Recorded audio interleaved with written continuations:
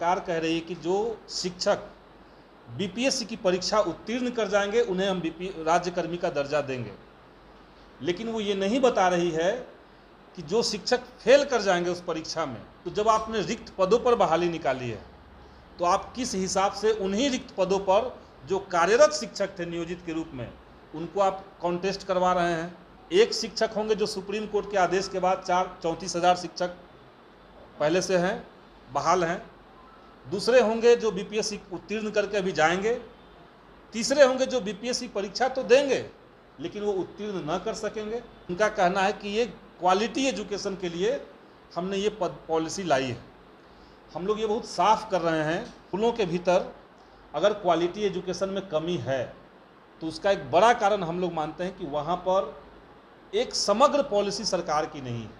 नमस्कार, आप देख रहे हैं लाइव बिहार। मैं हूं आपके साथ असलम अब्बास। बिहार में शिक्षक बहाली को लेकर लगातार विरोध प्रदर्शन की बातें हो रही है, लेकिन इसी बीच भाकपा माले के विधायक कई शिक्षक संगठन के नेताओं के साथ आज प्रेस वार्ता की है। जैसा कि आपको वीडियो में देख रहे हैं, कितने शिक्षक संघ के सदस्य उनके साथ बैठे हैं और इस दौरान भाकपा माले के विधायक संदीप सौरभ का साफ तौर पर कहना है कि 11 जुलाई को गर्दनीबाग में प्रोटेस्ट किया जाएगा। जो शिक्षक नियमावली है उसमें खास करके राज्यकर्मी का दर्जा जो नियोजित शिक्षक हैं उनको देना ही होगा। इस मुद्दे को लेकर प्रदर्शन करेंगे। साथ ही साथ उनका ये भी कहना है कि जो सदन का जो आगामी सत्र उसमें भी इस मुद्दे को उठाया जाएगा। इसके अलावा और आंदोलन की कैसे रूपरेखा है, तमाम बातों पर बैठक को लेकर क्या कुछ कहें संदीप सौरभ, जरा आप वो सुनिए। आप सबको पता है कि लंबे समय से बिहार के लाखों जो शिक्षक थे, नियोजित शिक्षक, उनकी मांग रही है कि सरकार उन्हें राज्यकर्मी का दर्जा दे।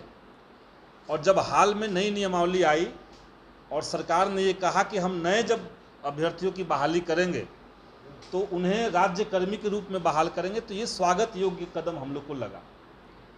जब देश भर में सारी नौकरियां ठेका पट्टा पर शिफ्ट हो रही थी, वैसे समय में राज्यकर्मी के रूप में शिक्षकों की बहाली निश्चित तौर से एक सुखद अनुभव था हम लोग के लिए। लेकिन जैसे ही हम लोग को पता चला कि इसी बहाली में पूर्व के सारे नियोजित शिक्षकों को भी परीक्षा देनी होगी, वैसे ही शिक्षकों के बीच में घोर निराशा और आक्रोश जन्म लिया। आप लोग जान रहे हैं कि सरकार जो तर्क दे रही है, उनका कहना है कि ये क्वालिटी एजुकेशन के लिए हमने ये पॉलिसी लाई है। हम लोग ये बहुत साफ कर रहे हैं कि इस निर्णय में सरकार की तरफ से जो बातें कही जा रही है उसका कोई संबंध इस पॉलिसी से नहीं है। सब लोग जानते हैं कि सरकार कह रही है कि जो शिक्षक बीपीएससी की परीक्षा उत्तीर्ण कर जाएंगे उन्हें हम राज्यकर्मी का दर्जा देंगे, लेकिन वो ये नहीं बता रही है कि जो शिक्षक फेल कर जाएंगे उस परीक्षा में, इसके बावजूद भी अगर वो उसी विद्यालय में उसी कक्षा को पढ़ाते रहेंगे तो इससे क्वालिटी में क्या फ़र्क पड़ जाएगा। आप किसी शिक्षक को हटा नहीं रहे हैं, आप हटा भी नहीं सकते हैं, तो क्या फ़र्क पड़ जाएगा क्वालिटी में। एक बात ये। दूसरी बात कि जब शिक्षा विभाग ने तमाम जिलों से रिक्तियों की मांग की थी, उसमें कैटेगरी जो बनाया गया था, अलग अलग जो श्रेणियां बनाई गई थी, उसमें एक श्रेणी था परमानेंट टीचर आपके यहाँ कितने हैं, दूसरी श्रेणी थी कि आपके यहाँ नियोजित शिक्षक कितने हैं, और तीसरा था कि आपके यहाँ खाली पद कितने हैं। जो खाली पद जिलों ने भेजा शिक्षा विभाग को, उन्हीं खाली पदों पर बहाली निकाली गई। उस समय जो परमानेंट टीचर थे और जो नियोजित शिक्षक थे उनको कार्यरत शिक्षक माना गया। तो जब आपने रिक्त पदों पर बहाली निकाली है तो आप किस हिसाब से उन्हीं रिक्त पदों पर जो कार्यरत शिक्षक थे नियोजित के रूप में उनको आप कॉन्टेस्ट करवा रहे हैं।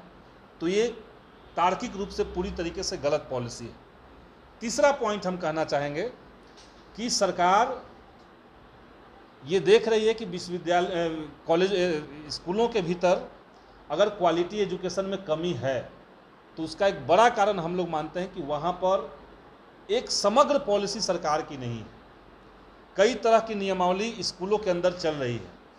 सरकार के इस नई पॉलिसी के बाद और भी ज़्यादा नियमावली सरकार थोपने जा रही है स्कूलों पर। एक शिक्षक होंगे जो सुप्रीम कोर्ट के आदेश के बाद 34,000 शिक्षक पहले से हैं, बहाल हैं। दूसरे होंगे जो बीपीएससी उत्तीर्ण करके अभी जाएंगे। तीसरे होंगे जो बीपीएससी परीक्षा तो देंगे लेकिन वो उत्तीर्ण न कर सकेंगे। वो एक कैटेगरी अलग बन जाएगा क्योंकि वो नियोजित ही रह जाएंगे। और चौथा, यहाँ पर आप लोग जानते हैं कि गेस्ट टीचर का भी प्रावधान है। तो 4-5 नियमावली एक साथ आप एक स्कूल में चलाएंगे तो ये स्कूल के डेमोक्रेसी के लिए बहुत नुकसानदायक है। क्वालिटी एजुकेशन का चिंता सरकार कर रही है। हम भी मान सकते हैं कि क्वालिटी एजुकेशन की कमी है, लेकिन उसका जो सबसे मूल कारण है वो है विद्यालयों के अंदर शिक्षकों का न होना। दूसरा है वहाँ बेसिक इंफ्रास्ट्रक्चर का न होना। जब स्कूलों में लैब नहीं होगा, क्लासरूम नहीं होंगे, बेंच नहीं होगा, कोई लाइब्रेरी नहीं होगा, वहाँ पे पर्याप्त स्टाफ नहीं होंगे, तो आप स्कूलों में क्वालिटी एजुकेशन को इंश्योर नहीं कर सकते हैं। इसीलिए जहाँ पे सरकार बीमारी पकड़ रही है, हम मानते हैं कि उस बीमारी का वहीं पर इलाज होना चाहिए। पेट दर्द का कभी भी आप सर दर्द का दवाई खा के पेट दर्द को ठीक नहीं कर सकते हैं। बिहार में शिक्षा व्यवस्था अगर सरकार को लग रहा है कि कमज़ोर है, उसमें सुधार चाहिए। उसके लिए बिहार शिक्षक संघर्ष मोर्चा की तरफ से हमने सरकार को बहुत ठोस सुझाव दिए थे। हमने ठोस सुझाव ये दिया कि आप स्कूलों के अंदर बेसिक इंफ्रास्ट्रक्चर को पूरा कीजिए। हमने कहा कि आप टीचर्स की परीक्षा लेने के बजाय दिल्ली और केरला मॉडल पर आप शिक्षकों का नियमित रूप से ट्रेनिंग करवाइए। हमने कहा कि सरकार एक पॉलिसी बनाए जिसमें बेहतर परफॉर्मेंस करने वाले शिक्षकों को प्रोत्साहन मिले, उनको कहीं और बाहर ट्रेनिंग पे भेजा जाए या कुछ तरीके से उनको प्रोत्साहन मिले ताकि बाकी टीचर्स को एक उसे सीख मिले। हमने उनको कहा कि आपकी जो जांच प्रक्रिया है, जब जिला से कोई अधिकारी जांच करने विद्यालय में जाता है तो वो पैसा लेकर के वापस ना आ जाए, बल्कि उसको ठोस, पारदर्शी और भ्रष्टाचार मुक्त कीजिए। तो इस तरह के सुझाव हमने सरकार को दिए हैं जो क्वालिटी एजुकेशन के लिए बेहतर होगा। इन सबको दरकिनार करके जिस तरीके से मौजूदा सरकार इस बात पर अड़ी हुई है कि हम शिक्षकों की परीक्षा लेंगे, हम लोग बिहार शिक्षक संघर्ष मोर्चा की तरफ से हमने ये तय किया है कि 11 जुलाई को जब बिहार विधानसभा का सत्र चल रहा होगा, ठीक उसी समय विधानसभा के बाहर गर्दनी बाग में हजारों की संख्या में शिक्षक आकर के अपना प्रदर्शन वहाँ पे करेंगे, अपना शांतिपूर्ण धरना प्रदर्शन करेंगे। और सरकार से हम लोग की सिंगल एजेंडा एक ही मांग है कि जो शिक्षक नियुक्ति नियमावली आपने बनाई है 2023, उसमें संशोधन करके इस बात को आप रखिए कि बिहार के जितने नियोजित शिक्षक हैं जो पिछले 15 साल से 20 साल से पढ़ा रहे हैं, उनको बगैर शर्त राज्यकर्मी का दर्जा दिया जाए। सरकार ने जो वेतनमान तय किया है नया, और जो पहले के नियोजित शिक्षकों का पहले से जो वेतन था, उसको अगर देखा जाए तो सभी नियोजित शिक्षकों को नए वेतनमान के मुताबिक राज्यकर्मी का दर्जा देने के बावजूद सरकार के ऊपर कोई भी वित्तीय बोझ नहीं बनता है। आप सभी को राज्यकर्मी बना देंगे तब भी कोई खास पैसा आपको खर्च नहीं करना है। इसलिए सरकार बिहार के लाखों नियोजित शिक्षकों के साथ न्याय करते हुए हमारी मांगों को सुने, और शिक्षक संघर्ष मोर्चा के साथ हमने ये भी उनको एक लेटर दिया हुआ है कि सरकार हम लोग के साथ वार्ता करे, बातचीत। तो अभी आपने भाकपा माले के विधायक संदीप सौरभ को सुन रहे थे, किस तरीके से वो शिक्षक संघ के नेताओं के साथ बैठक करने के बाद वो बोल रहे थे। उनका साफ तौर पर कहना है कि सरकार कई विधायकों, एमएलसी के जो बात है जो लिखित रूप में मेरे पास मौजूद है, यानी कि 100 की संख्या है विधायकों की, एमएलसी की, जो इस शिक्षक बहाली की जो प्रक्रिया है, खास करके जो नियोजित शिक्षक हैं उनको परमानेंट किया जाए, राज्यकर्मी का दर्जा दिया, इसके सहमत में है। लेकिन सरकार इस बात को नहीं सुन रही है। तो जिस तरीके से मुहिम जो चलाया जा रहा था वो लगातार चलता रहेगा, जैसा कि आपने अभी संदीप सौरभ को सुना भी है, उन्होंने साफ तौर पर कहा भी है। लेकिन आप अपनी राय क्या रखते हैं, हमें कमेंट करके ज़रूर पहुंचाइएगा। क्या सचमुच में जो नियोजित शिक्षक हैं उनको राज्यकर्मी का दर्जा दे देना चाहिए?